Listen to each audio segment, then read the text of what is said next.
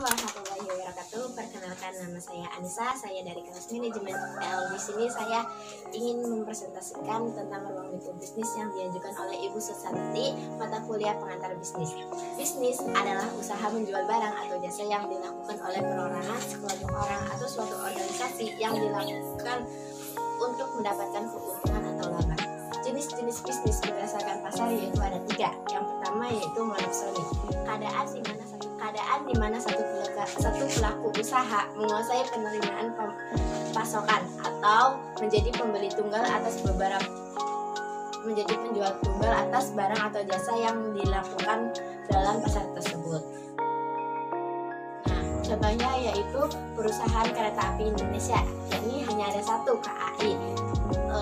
Maka dari itu, hasil semua produksinya itu akan dibeli oleh KAI. Yang kedua itu adalah oligopoli, pasar di mana penawaran satu jenis barang dikuasai oleh beberapa perusahaan. Jumlahnya yaitu lebih dari 2 atau kurang dari itu. Contohnya yaitu industri semen, industri kertas, dan lain sebagainya. Yang ketiga yaitu oligopsoni, adalah keadaan di mana 2 atau lebih pelaku usaha menguasai penerimaan pemasok atau menjadi pembeli tunggal atas barang atau jasa yang ada di pasar komoditas. Yang keempat yaitu monopoli. Monopoli adalah suatu bentuk pasar di mana hanya terdapat satu penjual dan yang menguasai pasar tersebut. Nah, penentu harga dalam pasar tersebut biasanya disebut monopolis. Nah, seorang monopolis dapat menaikkan atau mengurangi jumlah harga yang dijualnya, atau dalam hitungannya itu jadi semisal kita membeli barang sedikit, maka harganya akan mahal, seperti itu. Selanjutnya yaitu ada jenis-jenis bisnis berdasarkan kegiatan.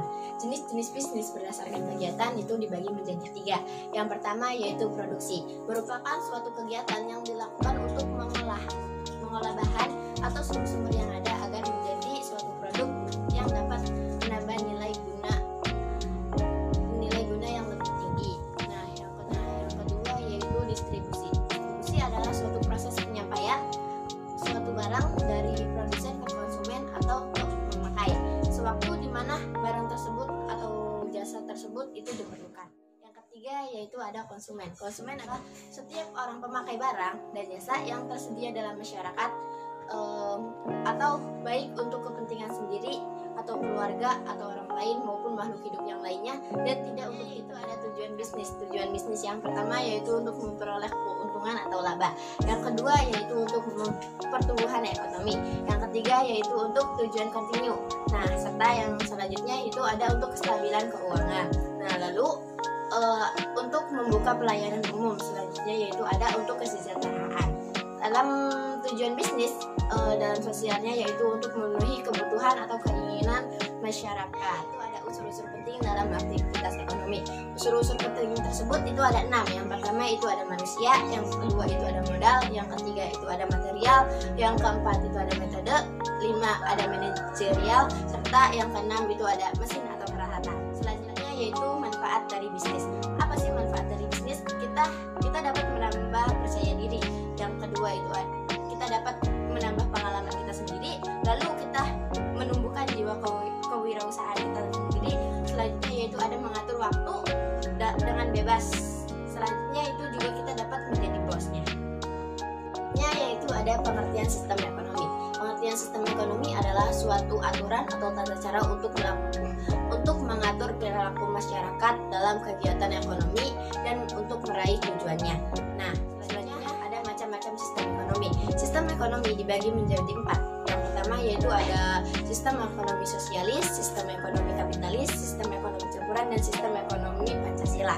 Sistem ekonomi sosialis adalah sistem ekonomi yang diatur oleh negara. Di dalam sistem ini berlangsungnya perekonomian sepenuhnya itu menjadi tanggung jawab suatu negara atau pemerintah pusat. Nah, selanjutnya yaitu sistem ekonomi kapitalis. Sistem ekonomi kapitalis adalah sistem yang memberikan kebebasan yang seluas-luasnya kepada individu untuk melakukan kegiatan perekonomian.